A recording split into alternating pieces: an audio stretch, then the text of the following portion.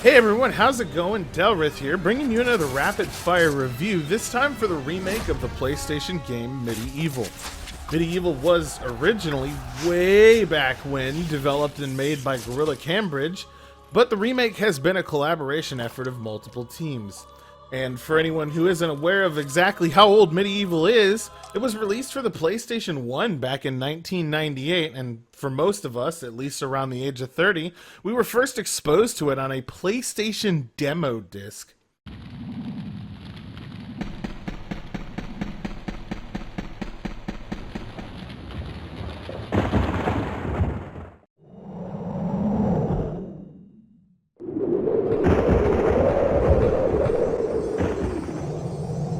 So, even from the shackles of death, my old enemy pursues me. You're too late, Fortescue. Already my army has risen from the grave. You will never leave this necropolis. You see, way back when, in the distant past of the late 90s and early 2000s, game companies would provide demos for companies like Electronic Boutique, like now GameStop, to hand out in their stores or deliver through mail. I remember my first exposure to this game was in this manner, and I ended up begging my parents to get it for me after having played the demo through more than a dozen times. It was just captivating and entirely fun for the time. Playing as a knight and slaying undead, it was great for a kid. This is, for all intents and purposes, an extremely faithful remake of the 1998 title, with the only major changes being the camera angle control because it was terrible in the original, a huge graphics overhaul, and a solid audio overhaul. Everything is ported over, even the super clunky movement in combat, with even a lot of the original bugs and flaws of the game brought over in true faithful fashion. I'm actually quite happy that this remake is as accurate as it is. It was really nice to relive something from my childhood like that after so long, and I have to applaud the companies that worked on it for not trying to improve, reboot, or redo anything to mess with the original. They did well enough that apparently a few major review outlets were pissed at how similar it is, which doesn't make any sense to me at all because, and honestly just seems kind of stupid, given the fact that it is a remake, not a reboot. Anyway, for those of you that don't know what MediEvil is, it's a hack and slash combat RPG where you play as Sir Daniel Fortescue, a knight who has since risen from the dead with a thirst to become a hero and slay an evil sorcerer that has once again returned to take over the lands. Playing through MediEvil will take you across the kingdom in an isolated level format, kinda like a Crash Bandicoot game, with each level having a theme and a boss tied to it, each completion slowly inching you towards killing off the final bad guy. Visually, the game's fantastic. It's a recreation of every level, every enemy, every weapon in an extremely detailed manner, with the design team obviously taking great care to copy the original's layouts as best as they could. In fact, they supposedly even upscaled everything to 4K compatibility, resulting in extremely crisp textures, mesh, and all the other stuff that you could possibly want. Listen up. Your bow and arrows are fine for itty-bitty jobs, but if you want to pack some serious heat, you should take this spear. It's a bit of a trip to go through what I remember as a kid in ultra high definition by comparison, rehearing voices and audio lines with modern day quality and just seeing what the game's full potential is with current graphics standards. It had me happy the entire way through. They kept it at 30 FPS, something I was curious to see if it would ever go to 60, but again, a faithful remake, so the design team decided apparently that 30 was enough. It's a bit odd too, and I have to mention this, although everything looks fantastic and it is just an exclusive for the PlayStation 4, it's not optimized in the slightest for it. Honestly, it's a bit astounding at how hard my frames tank in certain sections of the game, with FPS dipping down below 10, even to 5 at times, making some fights absolutely ridiculous to deal with and causing a lot of pain in the eyes. This is on my PS4 Pro as well, which is more powerful than the base console it was designed for, leading me to think that maybe this might have been rushed out before it was entirely finished. Oh my god, the FPS is so bad. Please, FPS. There's also the issue of the game hard crashing.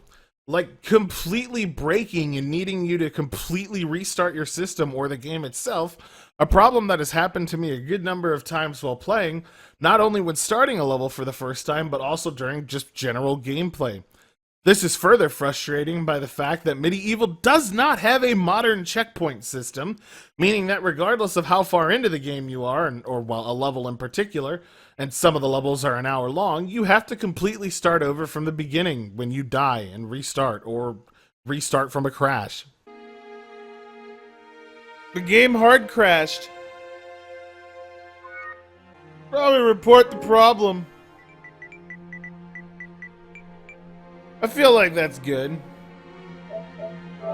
It's weird to see technical issues like this, and I'm not sure what's causing them, but it's definitely something to be aware of if you're going to buy into the game. Sure, it looks beautiful, but there's obviously negatives to go along with that in MediEvil's case, and you should expect these crashes when you play. Combat is identical to the way it was in the original game. You pick from a multitude of different weapons unlocked by visiting the Hall of Heroes, with each special chalice you collect per level, each one having a different purpose and a few animations to go along with it. There's no target lock system outside of using ranged weapons, so most engagements result in you wildly swinging your axe or warhammer or sword around until the enemy is dead and you're satisfied with that result.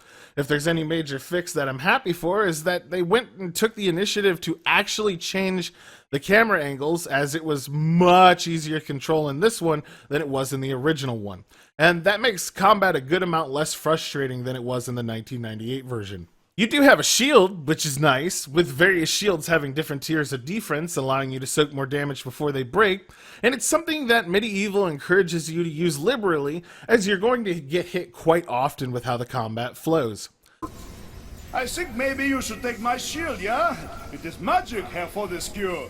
Some say it is better to have a magic sword than a magic shield, but I say to you that this is rubbish!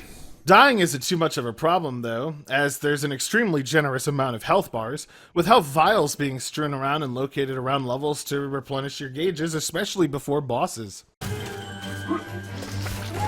Fuck! My gamer jump wasn't good enough. Bosses themselves all have an array of different mechanics and a specific strategy to them that you need to master before you can kill them. One boss might make the floor give out from underneath you, another might make you have to kill specific things around the level to become vulnerable while you fight ads. None of the bosses felt the same, and I enjoyed fighting them over in the HD remake. Platforming, of course, comes with any old PlayStation RPG of this type, with numerous jumping puzzles tossed about and puzzles in general being all over the place for you to discover and solve. It was nice to just run around and explore the levels with no timer or pressure or anything of the sort, just really reminding me how much I enjoyed the RPGs of old. Do I really have to redo the whole level? I can't reset the chessboard. Overall, the game's going to run about 8 or so hours long if you push it and explore it for everything it has to offer, with some replayability, but not very much. It was never designed to have a ton of replayability, but it's good enough the first time through that it leaves you satisfied when you actually do beat Xerox and become the hero that Sir Daniel Fortescue was meant to be. The price point is only $29.99, which is alright in my book, given the fact that I've been paying a lot more for a lot worse lately, and I can't complain about the nostalgia trip that this gives. In the end, I'm going to rate the MediEvil remake a 7 out of 10 for its nostalgia's sake, the fact that the original was a great game, and the fact that it's just general fun, with points deducted for the massive technical issues and the standards of today demanding just a little bit more, even from games we've played in the past. If they're going to charge $30 as well, they can at least make sure the game runs at a solid 30 FPS. It's not that much to ask for. If you loved the original, you'll find this to be quite enjoyable to play through at least once, and as someone who did just that, I had a lot of fun. That's going to be it for this rapid fire review. If you'd like to do me a solid and hit that like button to subscribe, and if you're already subscribed, ring the bell to get notifications on new videos in the future. Oh yeah, and if you like the rapid fire reviews or would like to see when I'm doing them live on Twitch, you can head over to my Twitter at AJSADelrith and give me a follow. I'd appreciate it. Until the next video, this is Delrith, and I'll be seeing you. So, even from the shackles of death, my old enemy pursues me. You're too late, Fortescue. Already my army has risen from the grave. You will never leave this necropolis. Typical evil boss. It was pretty good.